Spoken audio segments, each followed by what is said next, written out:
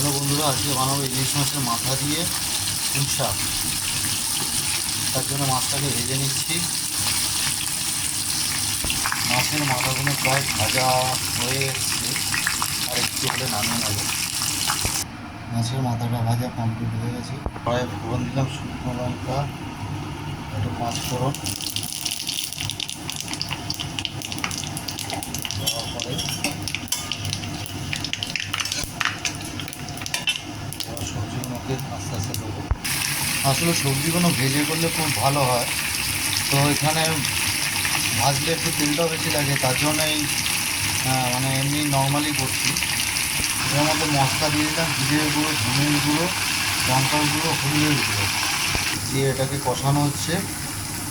দেওয়ার পরে বেগুনটা রেখে দিয়েছি, বেগুনটা একটু পরে দেবো। এই যে বেগুনটা একটু পরে দেবো।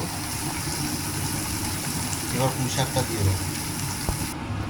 মাছের মাথাটা দিয়ে দিলাম। এবার এটাকে পুরো উল্টে পাল্টে মিশিয়ে দেবো। বেগুনটা দিয়ে দিলাম, দিয়ে নাড়িয়ে দিয়েছি। এবার ঢাকা দেবো।